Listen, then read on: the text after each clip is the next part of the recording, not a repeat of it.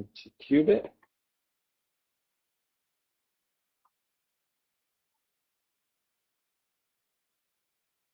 So here's our Cuba screen. We have a big graphical user interface here in the middle for displaying our mesh. At the bottom down here, we have our command line, so we can see what commands have been either accessed through the journal or through the command line GUI panel over here on the right. On the left, we have our current view of our tree, so you can see all of the entities of the mesh in terms of both the geometry and the final entities. There's a property panel down here in the middle left. So whenever we have an entity selected, we'll be able to see its parameters or properties here. Down the lower left is the apropos editor. So any variables we have, we will be able to see the variable name and its current value.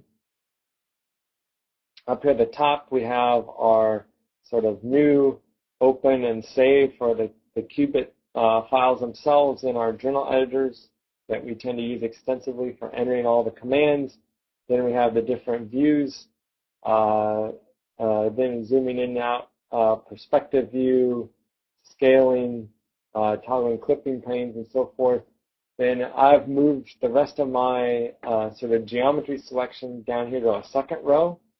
So I can select things, turn off sort of toggling by selecting just quadrilateral cells or selecting geometry here, such as the bodies, volumes, surfaces. So whenever you want to select, when you're trying to select a piece of the geometry and you want to just select curves, then it's often good to have just the curves toggled on so you don't end up selecting surfaces.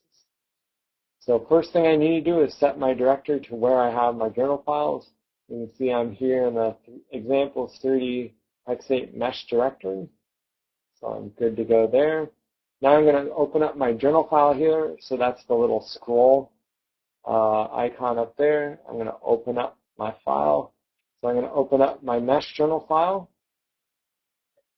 You'll see the first thing that the mesh journal files is it plays the geometry journal file. So let's open up the geometry journal file.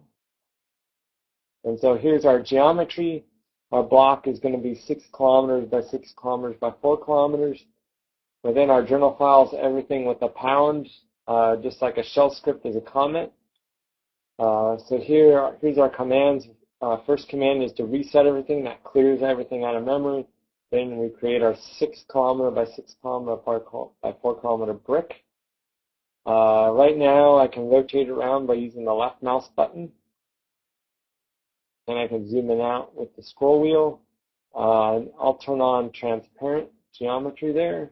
The ones to the left, I can show hidden line with dashed lines in the background, or a wireframe mode. Generally, I like the semi-transparent so I can see what's going on. I click back up here to my journal file.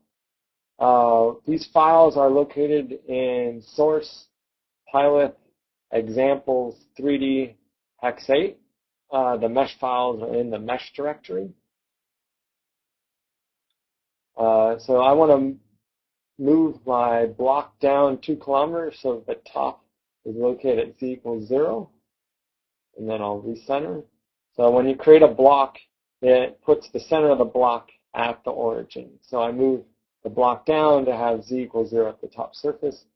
Now I'm going to create my fault surface and name my surface. So there I just create a plane, stuck it in the middle. Now I'm going to create a horizontal surface, put it at z equals -2, and then I'm going to name it my material interface. So there I've created a plane. Notice that I still have a single volume here, and then I have these non-associated surfaces.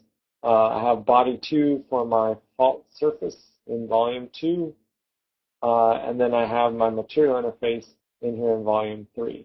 So right now I have 3 distinct geometric entities, and so what I want to do is I want to take my block and I want to cut it with the fault surface.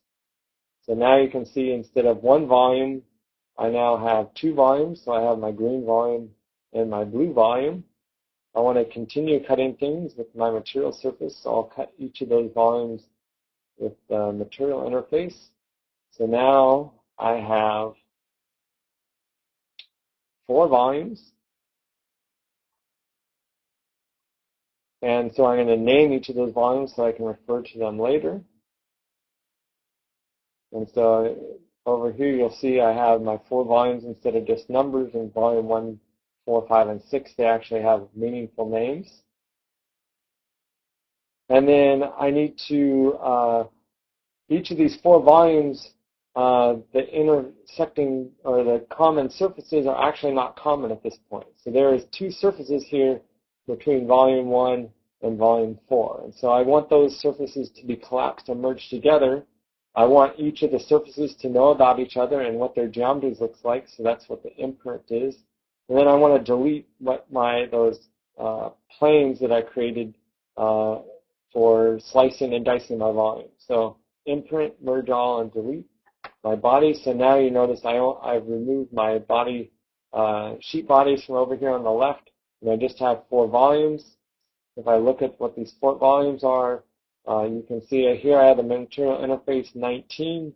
If I go down here to viscoelastic X positive, I have material interface 19. So this surface here between these 2 volumes is indeed common and shared between the 2 volumes. And that ensures that when I create a mesh, that each of those volumes will be, the mesh for each of those volumes will be consistent with each other.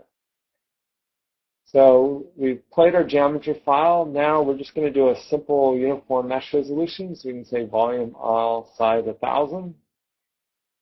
We can see what that looks like. Down in here in the command window, I'll type preview mesh volume all.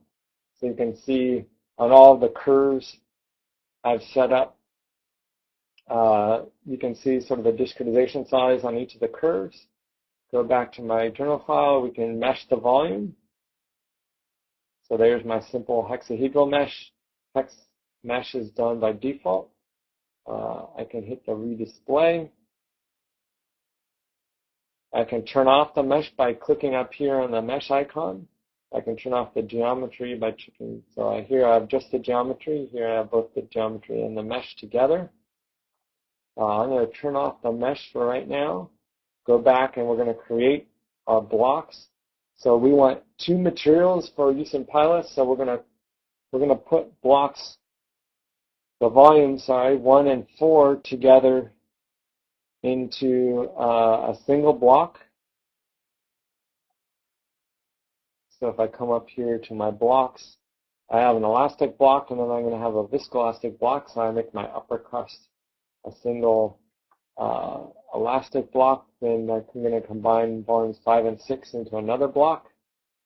Notice that these have an ID of 1 and 2. These are the IDs we're going to need to give pilot. And now we're going to create our node set. So our boundary conditions are specified by groups of nodes. And what we do is we output the node set. But it's generally handy to create groups that once you have the group that you want, then you can create the node set. So the advantage of this is that we can do Boolean operations on groups. And so we can do things like intersections, unions, and so forth. So first thing my fault surface now is 2 fault surfaces. So I have a fault surface and a fault surface at A. So I want to see what those are. I can click on toggle my surface selection, come up in here and click. Notice I don't get the surface I want. I can hit tab, and then it'll flip to being what the underneath surface is. Over here on the left, you can see that it says fault surface. If I click on the bottom one, again, I don't get the surface I want. I hit tab, I get the surface I do want. It says fault surface at A. So it broke up my fault surface into fault surface and fault surface at A. Which one is A and which one is just plain fault surface? Qubit decides, and it's relatively arbitrary. Now so I've created a group that I've added in the nodes from each of those surfaces into my group fault, and then I'm going to create a node set from that group. I do the same thing with my other surfaces. Most of my others are I just use surface IDs. So I'll just play all of those. So we're extracting all of our groups. We can go up here, look at our node sets. So here's our fault node set. Notice I have all of the nodes on the fault. X positive, X negative, Y positive, so we got all our nodes on Y positive, Y negative, Z negative, so the bottom surface, Z positive, the top surface, and then there's this little peculiar one called Z negative, no fault. And so what we did, we took all of the, we go back over here to minus Z surface. We created a group with all the nodes in our group face Z negative, and then we removed all of the nodes that are in a fault group. So here's an example of doing a Boolean operation that we couldn't do if we directly created node sets without the groups. And the reason why we do this is that in our fault, when we have a Dirichlet boundary condition and a fault that extends towards that Dirichlet boundary condition, we can't prescribe the displacements on the boundary as well as the relative displacements across the fault. So we have to pick one or the other, and in this case we've chosen that we'll have the fault go all the way to the domain boundary, and we'll just limit our Dirichlet boundary condition on that boundary to being everything but the fault. And that's usually in most cases, you won't have your fault come into the boundary because you're caring about the deformation, and you generally want the deformation going to 0 at your boundary, so you don't want your fault slip approaching the boundary. But in some cases, there are things like a Savage and Prescott type problem where you have an infinite, you're trying to simulate things like an infinitely long fault. It's inevitably going to go to the boundary. So you would do something like this where you remove your Dirichlet boundary condition right at the boundary. It'll tend to produce some numerical artifacts right at the boundary, but as long as your discretization is relatively fine there, those numerical artifacts are restricted just to very closely at the boundary.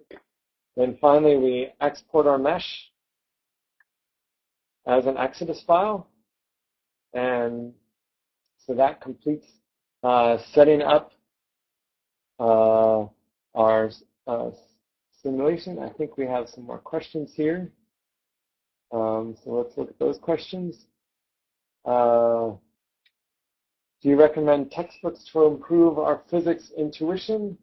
Generally, I would say, there's a couple of different ways to build up your intuition. One is to sort of getting a handle on a fine element textbook, such as Zukavich, which we cite in the manual, or one of Hughes's books.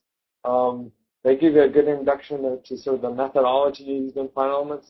You can also find fine element tutorials and slides online. If you don't want to buy a textbook, your library or university libraries also tend to have those fine element textbooks. Reading papers, going to conferences related to modeling will help. Reading through the governing equations section of the manual, you can sort of build up your fine element intuition. And I think just running problems and sort of starting with simple problems where you can sort of, the analytical solution for an elasticity problem or can derive it is a big help. Another question, what is the main difference between Qubit and LeGrit?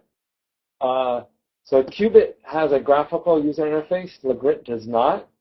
Qubit continues to be developed. LeGrit development is very slow. There is an extensive sort of online documentation for LeGrit, but it's not sort of doesn't have many examples, doesn't really give you a recipe for generating. It's sort of, here's the commands. You really sort of need to work with Carl Gable and his colleagues to be able to use LeGrit. The licensing for LeGrit is a little more restrictive because it was developed at Los Alamos, and that's sort of, for those reasons, we really switched to doing almost all of our mesh generation with Qubit. Qubit can do 2D and 3D hex and tets and quads and tris. LeGrit is limited to just 3D tetrahedral meshing and some sort of triangular meshing, but not quite the same as what Qubit can do. Let's see.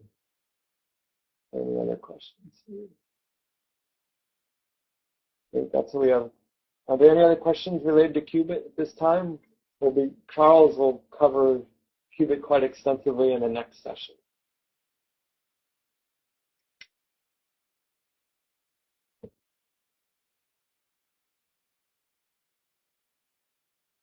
Okay, so let's exit out of Cuba here.